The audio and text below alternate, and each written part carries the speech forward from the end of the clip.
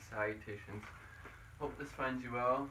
Today I wanted to do a video about the concept of a universal income, or shorthand for UBI.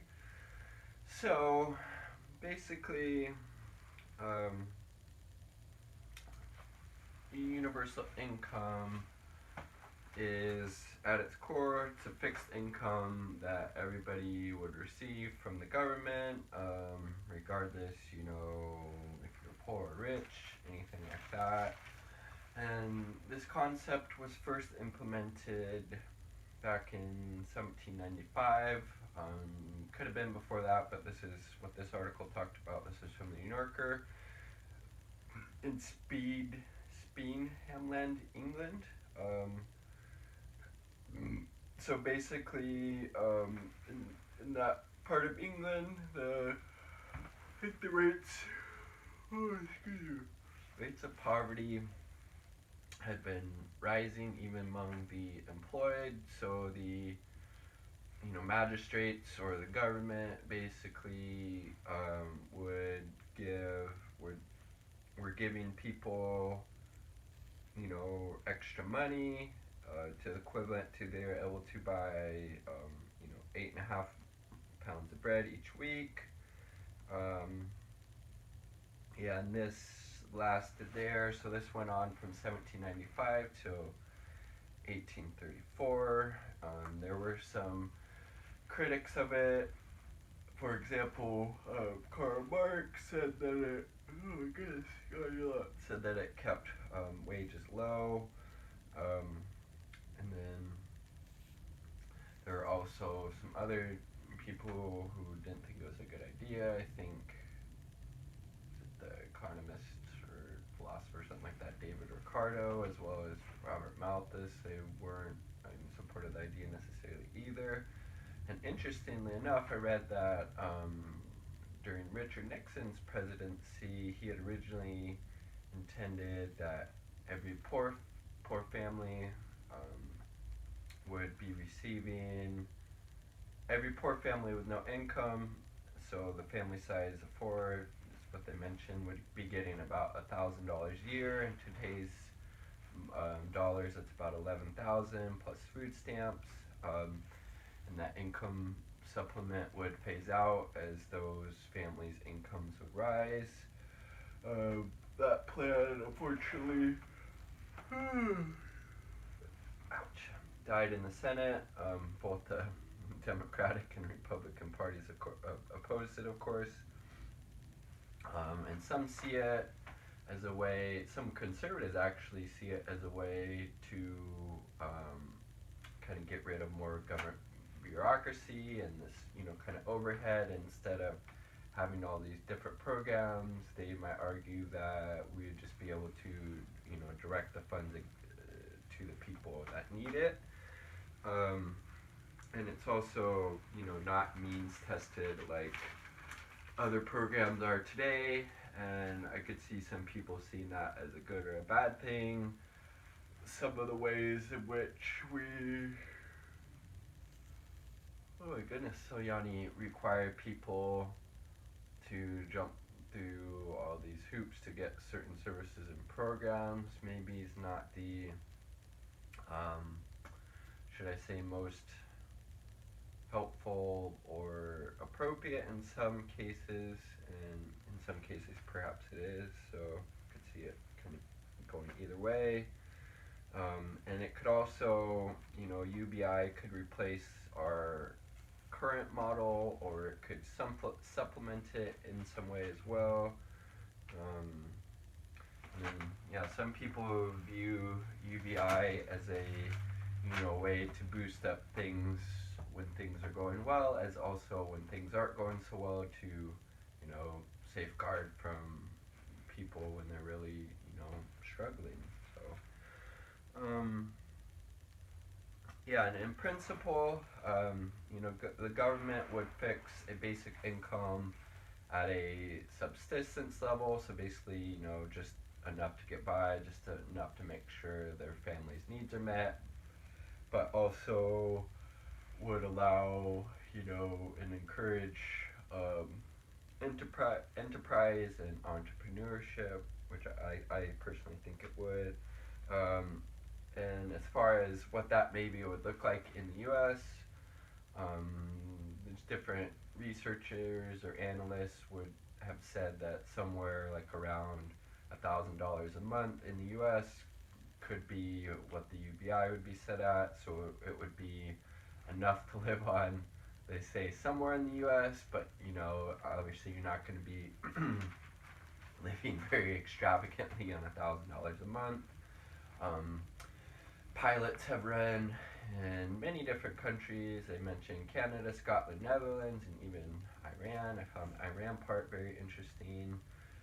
There's also a pilot program being run in Oakland, California by a startup incubator called Y Combinator. Um, and there was, in this New Yorker article that I'm citing all this information, there was a former, I think, lead organizer, something like that, for one of the bigger labor unions in the USA, and he was supportive of the concept of a universal basic income as a way to as a fix for technological unemployment. So basically, the idea of kind of robots or technology in some way taking people's jobs, so those jobs would no longer be filled by people but by machines in some way. This would be kind of a safeguard against that. He said, and so people would say, okay, well, how do you pay for this stuff? And one of the authors of a UBI book says, you could tax income, you could tax carbon, you could tax estates. I would say could also, let's say, scale back the military-industrial complex and use some of that money for that. And then the author is also saying, Iraq-Afghanistan war, the tax cuts during the Bush administration, those were quote-unquote paid for. Also, this isn't something, UBI isn't something that's been tried on a national scale before. But they have found, in these different kind of pockets of research with UBI, they found some promising things. So, for example, in 2010, researchers gave $200 payments to addicts and criminals in Liberian slums. And, they found that the money that these people were given were being used largely for subsistence and legitimate enterprise, not to fuel their maybe criminal habits or drug addiction. So that was promising. There was also UBI implemented in Kenyan Village that they found to be quite successful as well. And then also UBI as foreign aid, instead of giving certain goods to these countries that are in need, we could be directing just money to those countries, to those individuals, because then they can use it and actually what they need, which is pretty cool. And then so in India, that's where a third of the world's extreme poor live, and just by implementing a $100 a year UBI in India, it would drop their poverty rate from 22 down to less than 1%. That's pretty incredible to me.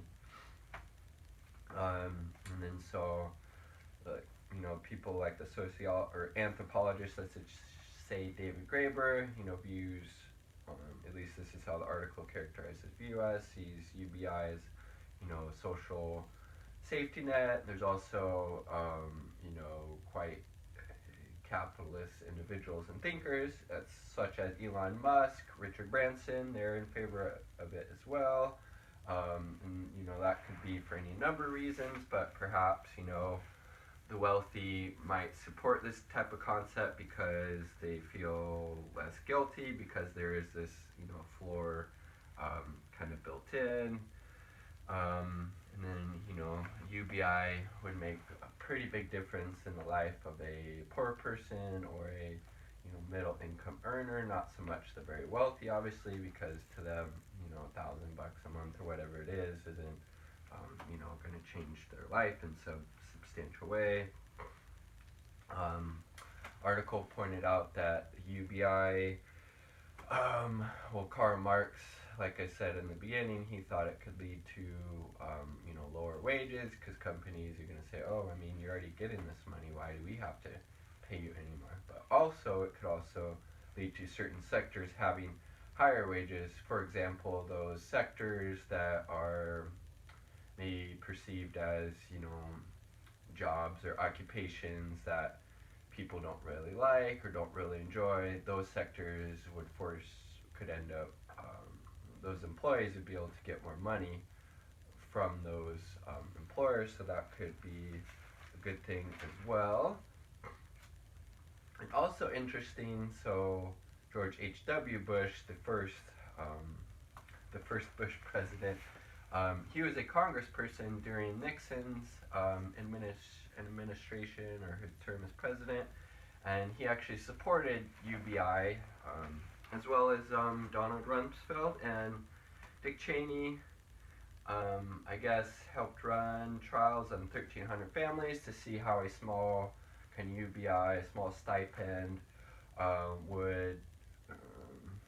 They wanted to see if that would discourage people from working. They only found that there was a small fall off of people working once those people received, that UBI payment. So just a very interesting kind of concept. Hey, Cornelius, in general, and one that I think,